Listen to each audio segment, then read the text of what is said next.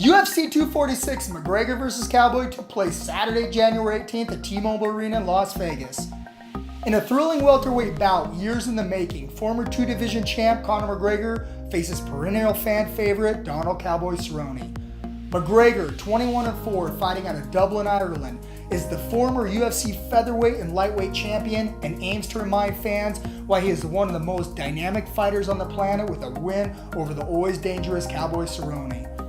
Donald Cowboy Cerrone, 36-13, fighting out of Albuquerque, New Mexico, looks to further etch his name in the history books by earning the biggest win of his career. Alright, let's talk McGregor versus Cowboy. Conor McGregor is an ultra-technical and precision striker that brings in a very intelligent game plan.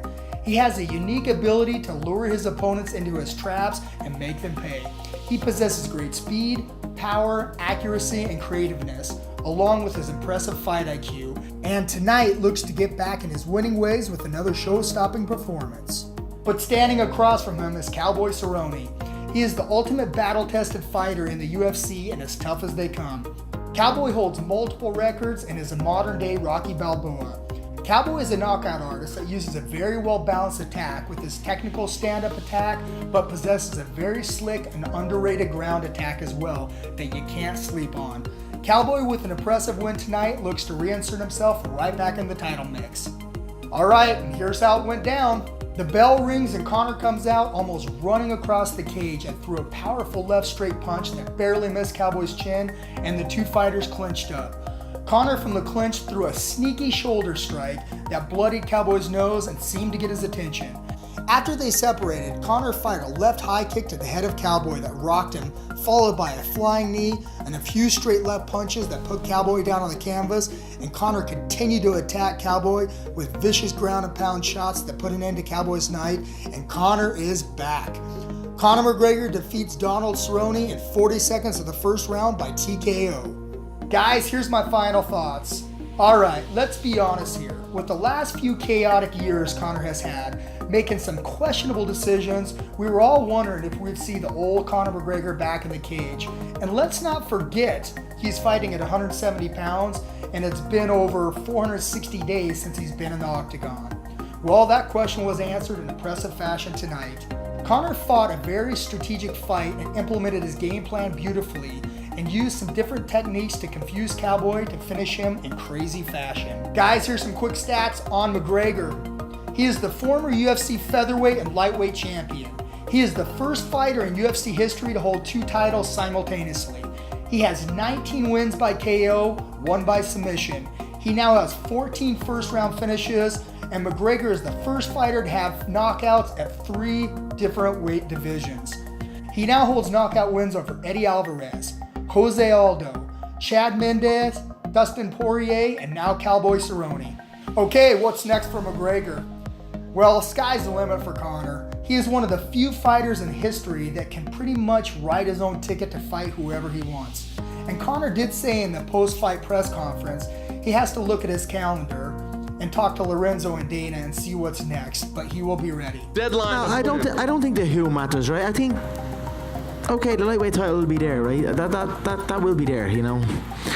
You see the difference in the physique, the preparation and that, and that will come back around that shot. So I'm certainly not gonna, if this fight does go ahead, sit out and wait for it through holidays and injuries and all this type of thing that goes with it. So the who doesn't matter for me now. It's just I'm looking at dates now, and I know March was there, and I'm going to have a look at the calendar and see where we're at. And Lorenzo gets back in from Panama on Tuesday, so I'll toast the fine Irish whiskey with Lorenzo. I always look to do that, you know, tradition. I was talking with Dana, so he gets back on Tuesday to Vegas, so I'll stay here and I'll go for dinner and a toast with Lorenzo and Dana, and I'm sure we'll chat about it then and see what's what. So I'll be ready. There are so many possibilities for Conor at this point. Showing he is comfortable at 2 different weight divisions, 55 and 70, creates even more options. So, okay, here we go. There is Masvidal holding the BMF title, Floyd rematch talks, Pacquiao talks, but Dana in the post-fight presser made it fairly clear he feels Khabib is next, and that's the fight that makes the most sense because Khabib is the title holder. You said that, I was with you. I'm telling you right now, Khabib versus Conor is the biggest fight in the company's and the sport's history, but I think it might rival Conor and Floyd. I mean, I know he wants this fight, and I think he's willing to wait to get it. So we'll see. Listen, do I want Conor to fight 3 more times this year? Sure. You know, do I want to see Masvidal Conor? Sure. But you got to do what makes sense too. And I just really think the Khabib-Conor fight is big for both of their legacies and obviously for the sport. There were a few venues mentioned for Conor's next fight, and one was Raiders Stadium that Conor said he would love to compete in and is almost complete. Also mentioned was Madison Square Garden and Cowboy Stadium, but Dana did make it clear that a fight in Russia will not be taking place. Conor wants it to happen in Moscow. Is that even possible? Nope. It ain't happening in Moscow. Why not? Why? Yeah. Why do you think it's not going to happen in Moscow? Pay-per-view maybe? But I don't There's know. many reasons why it wouldn't happen in Moscow. The fight that makes the most sense to me is the rematch with Khabib for so many reasons. All right, here's my final thoughts. Conor tonight showed why he is one of the greatest we have ever seen and has ice in his veins, just shrugging off the pressure. With Conor, it's all about the next set of challenges, and he will have to decide what's next for the next massive challenge. I love seeing the new Conor, very refocused, humble, and thankful. It suits him very well. Conor is one of the greatest athletes in the world, and I like seeing him carry himself in this classy fashion. Guys, real quick, I do want to take a moment and give the future UFC Hall of Famer Cowboy the props he deserves. Cowboy is one of the greatest warriors we have ever seen in the octagon, but after tonight you have to wonder if this is close to the end. Cowboy deserves all the respect in the world, and I've enjoyed watching him compete no matter if he retires or competes again.